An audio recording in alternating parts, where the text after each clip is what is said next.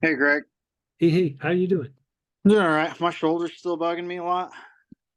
Um, and then I've just been feeling just kind of on the struggle bus. Yeah.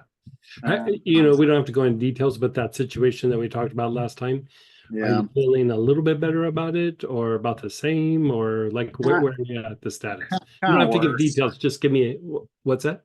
Kind of worse. Worse?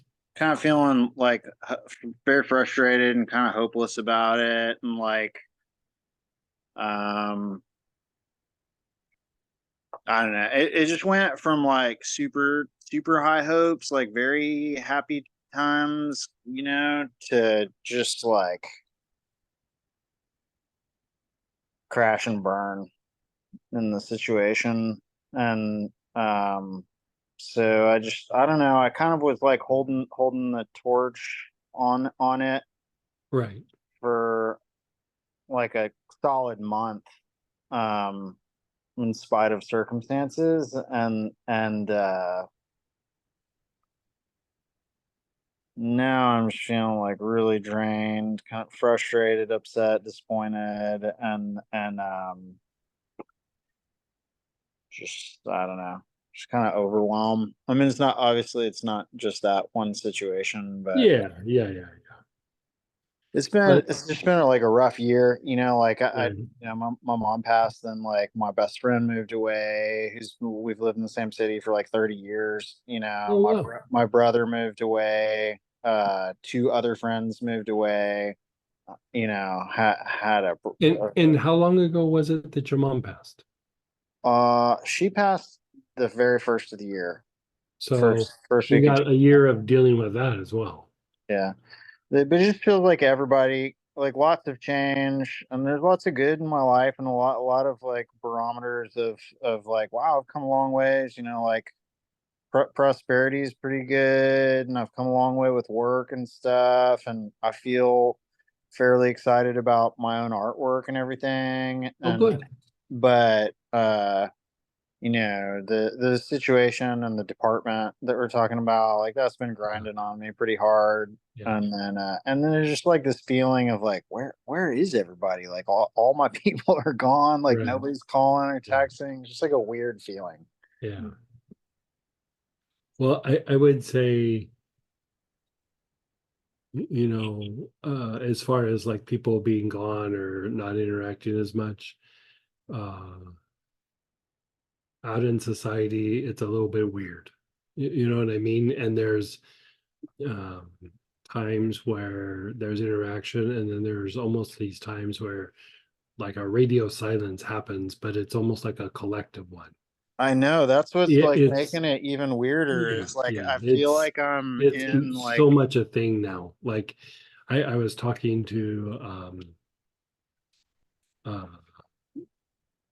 some people, some friends of mine in the Buddhist tradition, and we were using different verbiage and everything, but they were saying the exact same thing. Like they were saying, like they were verbalizing it, and that's like not tied to like American culture. You know what I mean? Like it's just a thing that's happening. It's probably based on astrology or just the evolution of humanity or something like that. But still, we got to get through it. We got to make life happen and hold things together. You know what I mean? But some of it's not us. Like some of it is like, we're riding the waves, so to speak, as these things play out.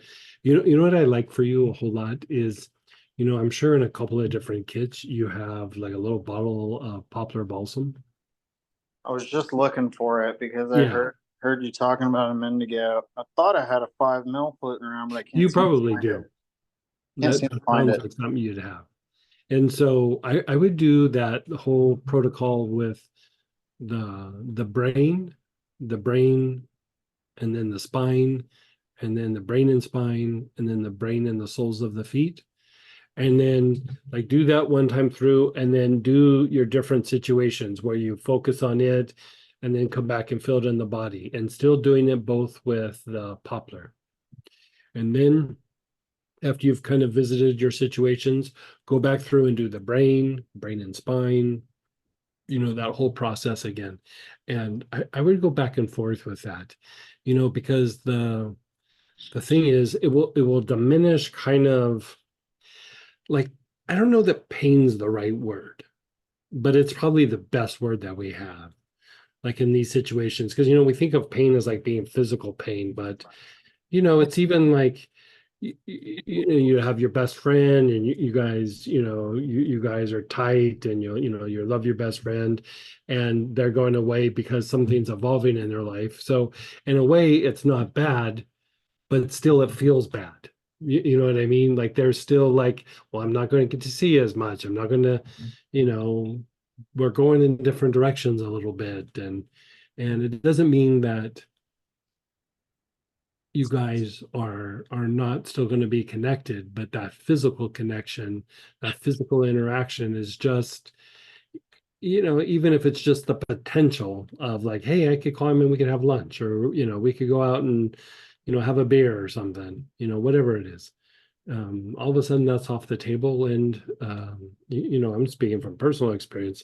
uh it's a little bit of a thing. It's uh you know relationships change over a period of time, and there's parts where they're very nurturing for something, and then as time goes by they're still nurturing for something, but everybody's in a different place. And just to be able to go with the flow of it, there's still some good things there, they're just going to be different. And I really like the poplar for you. Like I've been working Poplar for the last like month or so, and I gotta say, I was like, I don't know why I set it down. Like, oh my God, like it's just, it makes me feel better on a lot of different levels. Yeah. I like that a lot for you. You're going through a lot of change.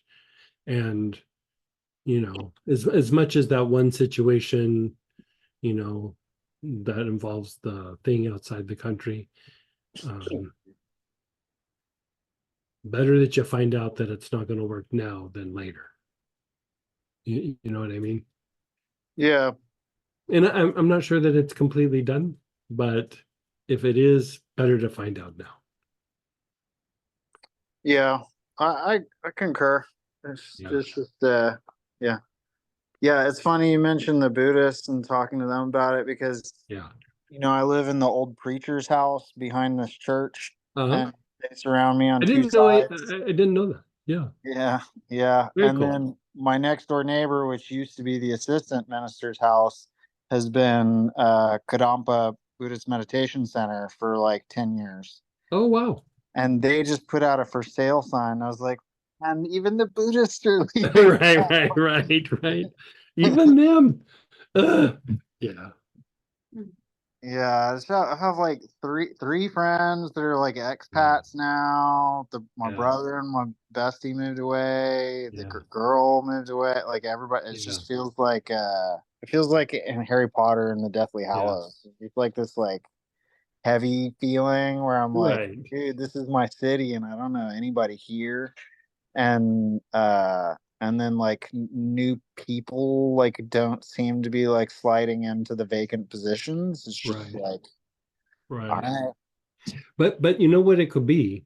Like I again, I'm speaking from personal, like you're in the process of getting more creative and expressing yourself more artistically, and it might not be that people are the thing that slide in, but like a deeper connection to you and your creative processes.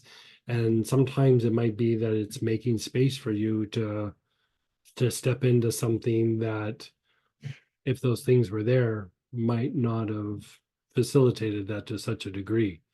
Like I have this thing that makes me look like a lunatic, but when like I'll, like when I slipped and fell on the ice and blew my shoulder out, I was laying there and I was like, oh, I just really hurt myself. Something really good's about to happen. And that sounds like lunacy. Like it just makes me sound psychotic. But in my experiences through life, like a lot of times right before something amazing would happen that I wouldn't do on my own. Like I might want them, but I would never make effort to do it.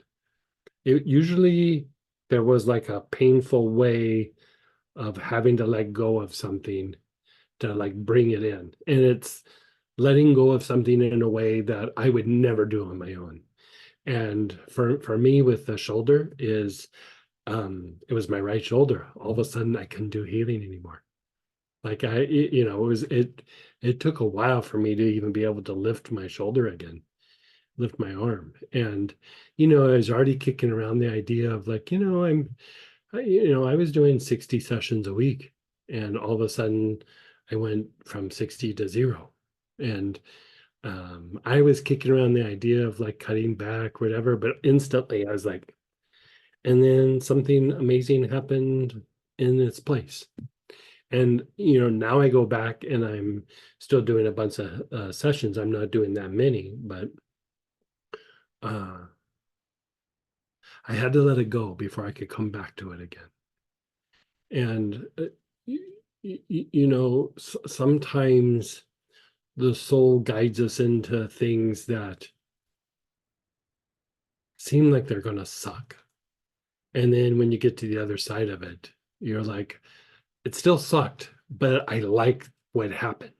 Like, I liked where I got to, but the process to get there, would have preferred not hurting my shoulder, just like you'd prefer not to have everybody move away and, go in different directions. But at the same time, you guys will come back together again. I mean, that's how yin and yang works. There's expansion, condensation, expansion, and you're going through an expansion phase, which means there's going to be things that like fall away, but when it comes back together, it will come back together. And so, you know, use Poplar to ride the wave. Okay. Yeah. Yeah. And like when you say like I'm on the struggle bus or I'm having a hard time, it doesn't mean ignore those things. You still try to address them. But like big picture, you're stepping into something that's outside the box, at least for you. Something a little different. I really think it's about your creative process, to be honest. Like whenever I sit and think of you, I see like a kind of creativity coming in that hasn't been there before. I don't always know what that looks like, but it's like I can see a cloud like above your head going, excuse me, knock, knock, knock, knock. And you're just needing to tap into it. Yeah. Okay. Any tips on I think the poplar will really help you get there. poplar? Yeah. Yeah.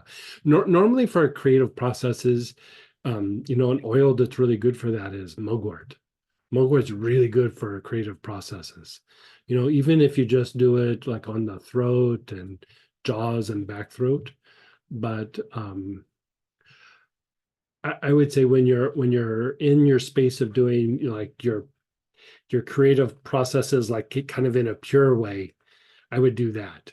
But right now you're still kind of like dealing with the environment, be it, friends and things and work and, all these other pieces. You're still setting up your altar for creativity, so to speak.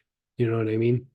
And you're just arranging the altar and putting things in place, and you're kind of taking things off the altar going, this doesn't work for me anymore. Ugh.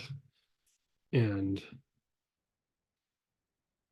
I, I don't know about you, but for me, I usually changed kicking and screaming. I like to have my feet on the ground knowing what the next thing is, but it never has worked. And so I always would have to go, well, let's just do this and see what happens. And then when I look back, I was like, oh, I'm so glad I did it. But in the moment,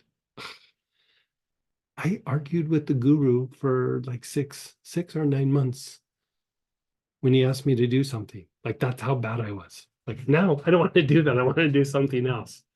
Like every time he saw me, we would have that disagreement. Like that's how hard it was for me. Yeah. I would say for me, at one point I just said to myself, I have to honor the fact that I'm having a hard time with this. And I think in my head, I'm not saying this for you, I'm just like sharing what I went through. It's supposed to be this way, it's supposed to be that way, I'm supposed to do this, it's supposed to be easier. Like there was a bunch of supposed tos. And once I let go of the supposed tos, I started kind of flowing in the situation. And I would just, I'm not saying that's what it is, but I would check in with it. Like, am I feeling like this is supposed to happen or that's supposed to happen or it's supposed to be easier, it's supposed to, whatever that might be. I would check in with that, you know. Okay. There was a teacher that it wasn't one of my teachers, but it was somebody I used to like to listen to from time to time. And he goes, you should have no shoulds or shouldn'ts or supposed tos or supposed to nots. Like he goes, let go of all of those. And at first I was like, what is he talking about? And then I started like really doing internal inventory. And I was like, almost every situation I had a should or shouldn't. Everyone. I was like, ugh, ugh. And the more that like I kind of realized like I think it should be this way or it shouldn't be this way, but really, and it was just a judgment I had in my head. It wasn't based on anything other than something I thought.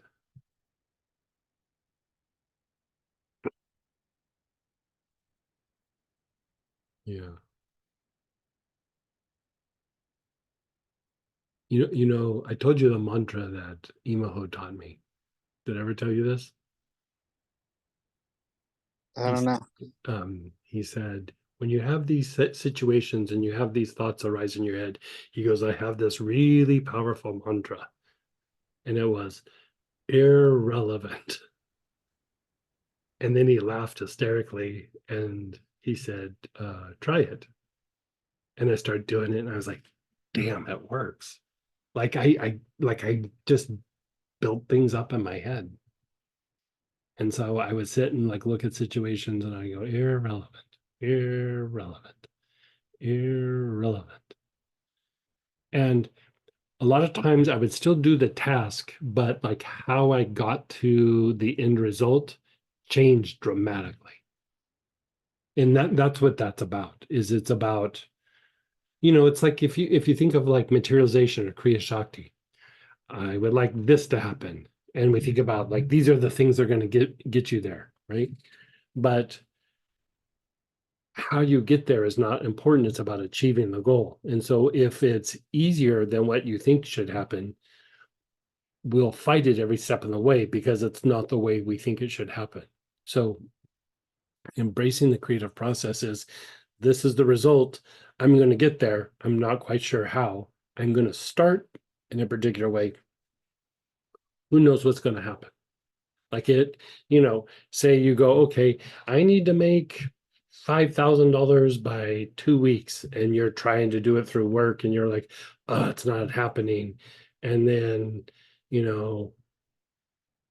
you have somebody give you $5,000, or somebody owed you money, or you got an inheritance, or whatever it is.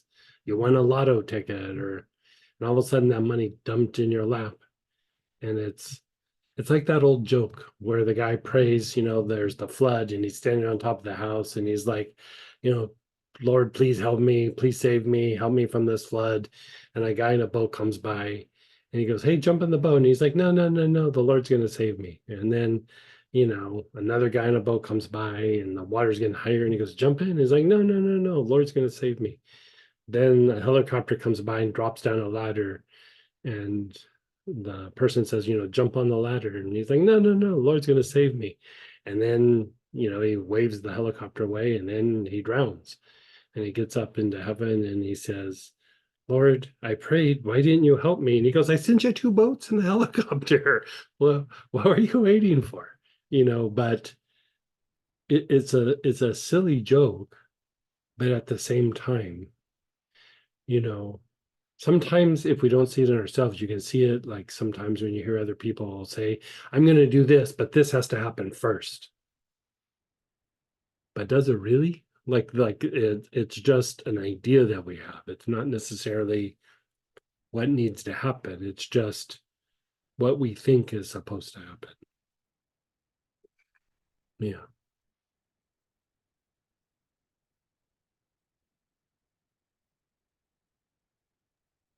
I hear you. Thank you. How do you feel about your creative stuff? How do you feel about your projects? Um, I feel more excited than I have in a while, and I feel like I'm on the verge of something. Um, and I have like believed in myself and my abilities and skills and vision as an artist for a long time, but I can't think of anything else in my life that I've had more resistance to consistently practicing. It's like I'm afraid of how much potential is there and how And like you're exposing yourself, you're having to be vulnerable, like you're creating and then presenting it to the world. Like I get that, man. It's a scary thing. Um, maybe let's have you do some materialization breath, but like on your creative process, or just the whatever, however you're expressing it, whatever the medium, you know. Let me think about this for a second.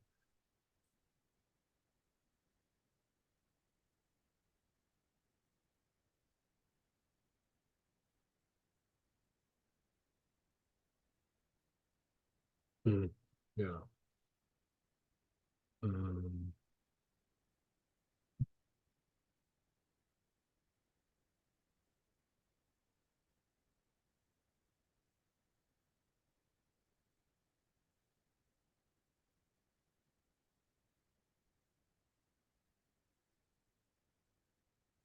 do the materialization breath with spikenard. Like visualize visualize your creative process and everything.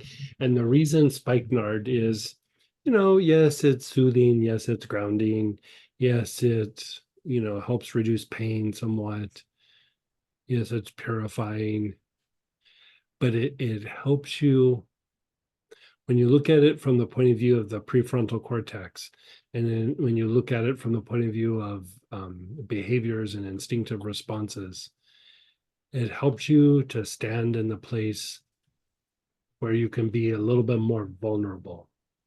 And probably for most people that are creative, that is the biggest struggle, is the being able to stand in the vulnerability and create. Because talk about abandonment. There's the abandonment, and then there's putting your heart and soul in something, and then showing it to people and going, what do you think of this? You don't know if they're gonna like it or not like it or get it, understand it, whatever. Talk about vulnerability.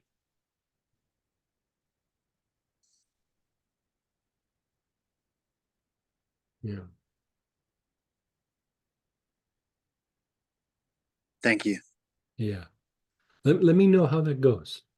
Start exploring it, and think of it more like playing than like I have to do this. Like even if it's just 5 minutes, I'm just gonna play with thinking of create, my creative processes, and I'm gonna do this for 5 minutes, and then if it goes longer, great. But if there's if it feels like work, you won't do it. So just let it be almost like a little bit more playful. Like, yeah, I'm gonna sit down. Maybe it works, maybe it doesn't. You know, and then just see how it goes. Okay. Thank you so much. Yeah.